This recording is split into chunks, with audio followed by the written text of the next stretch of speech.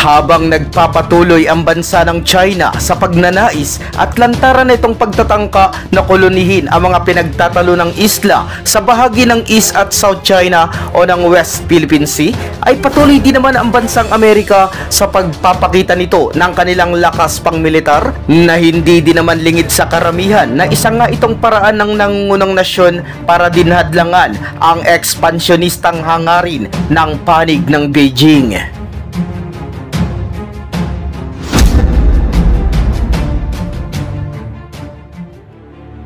Mula pa man noon, ilang taon na ang nakalilipas ay nananatili na ngang kritikal ang nasabing mga sitwasyon.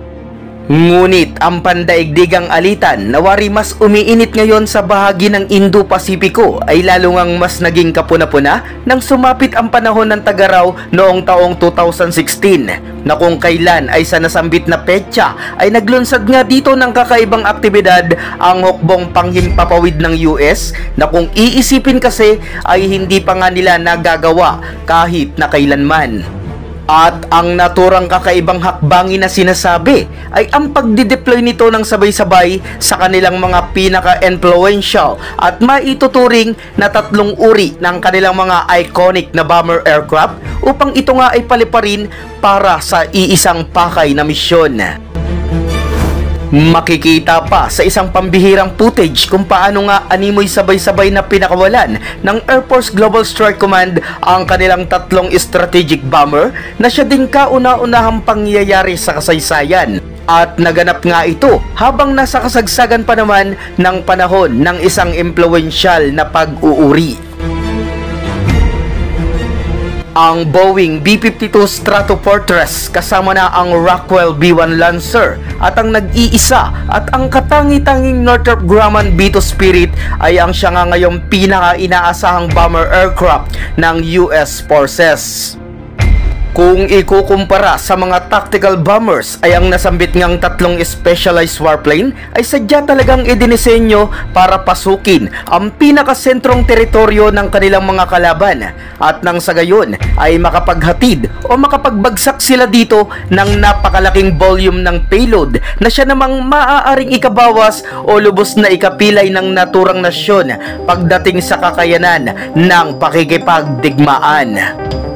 At syempre, kasama na sa ilang mga nakakatakot na armas na maaaring ikarga o dalhin ng mga bomber aircraft ay ang ilang uri ng bomba na may kinalaman sa mga sandatang nuklear. Pero kaugnay sa kasalukuyang mas umiinit na tensyon sa Indo-Pacific ay ang nasabing pagpapakawala ng US sa kanilang tatlong iconic warplanes para sa iisang misyon ay higit pa ngang maituturing para sa isang revolusyonaryong pagsusumikap, kundi ang isinagawa din ngang mga pagkilos na ito ng Amerika ay isa din talagang malinaw na mensahe para pa rin sa bansa ng China. Bagamat taong 2016 pa na-captured ang naturang pangyayari, ay lubha din naman talagang pumukaw sa atensyon ng mga analista ang kakaibang image sapagkat tulad ng tinura natin kanina, ay unang beses o first time nga na naglunsad ang Amerika ng ganitong klase na mga pagkilos. Kasabay din sa nabanggit na kaganapan ay ang unang pagdadaos para sa isang coordinated mission ng US Pacific Command Area of Operation na mula nga sa Anderson Air Force Base na nasa isla ng Guam ay sama-sama ding nag-conduct ng flyover at mga simultaneous operation ang tatlong bomber sa bahagi naman ng South China Sea, gayon din sa lokasyon ng Northeast Asia. Ang tatlong mga warplanes na ating nasambit ay masasabi ngang kumakatawan sa magkakaibang panahon ng teknolohiya at doktrina ng mga US bomber. Subalit sa kabila nga ng napakarami ng dekadang dumaan ay mapapansing ang tatlong mga aircraft ay nananatili pa ding nasa serbisyo para sa puwersa ng mga Amerikano sapagkat maging sa kasalukuyang panahon ay patuloy pa din namang nagpo-provide ang mga ito ng mga partikular na benepisyo at mga advantages para sa ilang malawakang operasyong militar na isinasagawa ng US Forces.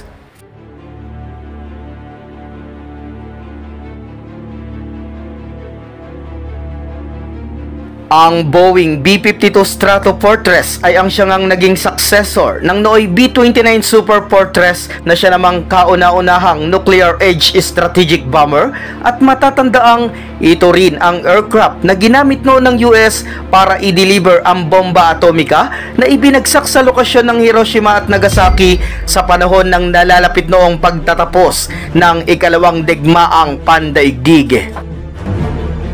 At nang magwakas ang masalimuot na World War II, ay dito na nga i-develop ang mga B-52 Stratofortress at eksklusibo nga itong idinisenyo bilang isang long-range bomber na may kapabilidad ngang makapagdala ng nuclear weapon sa pinakasentro ng Moscow kung sakaling ang mas lumiyab noon at mas tumaas ang tensyon ng Cold War. Sa nasabing era ay ang mga B-52 ang siyang naging emblem ng US pagdating sa nuclear deterrence policy, sapagkat ito din ang aircraft na ginagamit noon sa pagpapatrolya sa bahagi ng Europe at USSR border, na ang layon din kasi ay hindi nga lang ma-deter ang anumang maaaring pag-ataking nuklear na isasagawa ng Soviet laban sa Europa, kundi sa pamamagitan din ng pagpapatrolya doon ng mga B-52 ay tiyak ng mabilis na epektibong makakapag-retaliate o agad na makakaganti ng mas matindi ang Amerika, halimbawang maglunsad ng di inaasahang bagay ang panig ng USSR. Sa ngayon ay ang mga B-52 ang pinakamatandang bomber sa arsenal ng Estados Unidos, at bagamat 70 years na itong naglilingkod sa naturang hukbo, at bagamat wala din nga itong teknolohiyang stealth na tulad ng mga mas nahuling US bomber, ay nananatili pa rin naman itong kapaki-pakinabang, lalo pat sa pagka-dissolve ng Soviet Union ay maaari pa rin gamitin ang mga Stratofortress bilang isang conventional at low altitude bomber.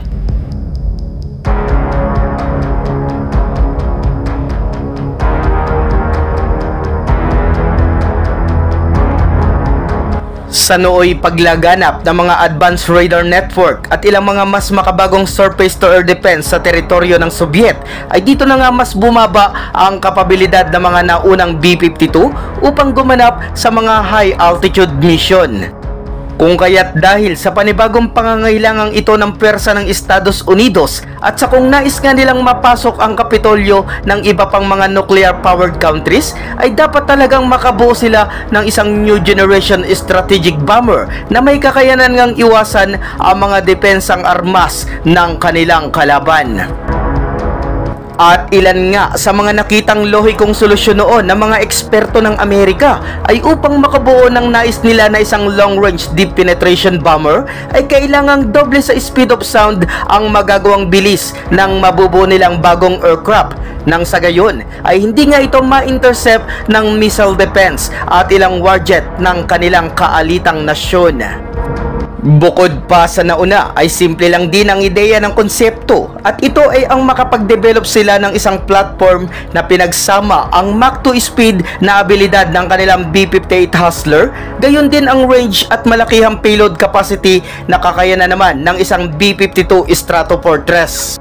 At pag nagawa na nga nila iyon ay saka na rin nila sabay o parehong ididispatcha ang dalawang naunang nasambit na mga aircraft. Matapos mailatag ang plano ay inumpisa na ngang magbuo ng US ng kanilang magiging bagong bomber. Una na rito ay ang supersonic na XB-70 Valkyrie, at ang ikalawa naman ay ito na ngang Rockwell B-1 Lancer o ang tinatawag din bilang ang The Bone. Sa dalawang i-develop ay matatandaang hindi na ipagpatuloy ang proyekto na nakalaan para sa XB-70 Valkyrie dahil na rin sa cost-related issue at ilan pang mga usapin ukol dito. Samantalang ang B-1 Lancer naman, sa kabila ng ilan ding pinagdaanang hadlang, ukol pa rin sa pinansyal at sa nooy pagsisimula na rin ng US na buuhin ang kanilang stealth bomber na B-2 Spirit, ay nagawa pa rin naman itong ituloy, at kung kaya't hanggang sa ngayon ay isa din siya sa naging pinakamahalagang strategic bomber ng US kahit na nga hanggang sa kasalukuyan nating panahon.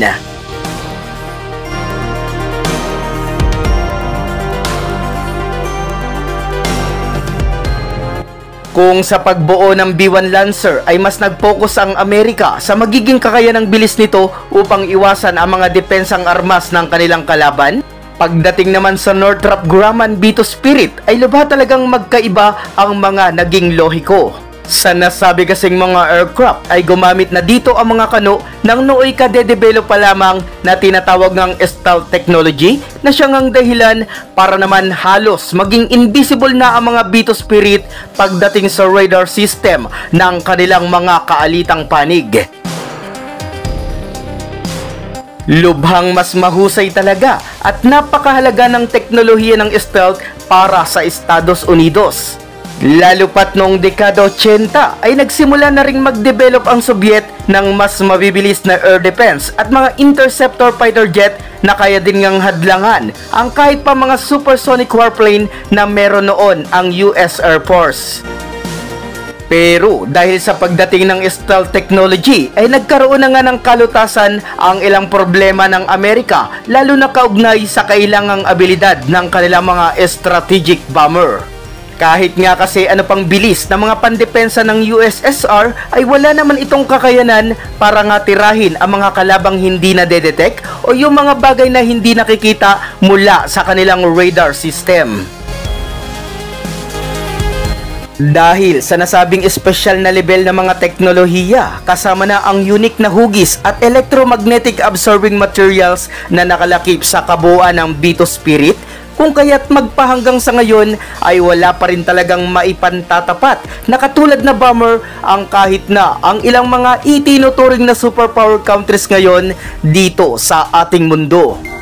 Oo nga't sa kasalukuyan, bagamat may idine-develop din ng Russia na kanilang Pakda bomber at gayon din ang China ukol naman sa kanilang Xi'an H-20 strategic warplane, ay matatandaan namang mas nauna na ring naglabas ang US ng kanilang pinakabago at mas advanced na B-21 Raider na inaasahan namang siyang papalit sa ngayoy mga aktibo pa rin at itinuturing sa kasalukuyan na siyang ang pinakamahusay at pinakamalakas na mga bomber sa kasaysayan ng sangkatauhan.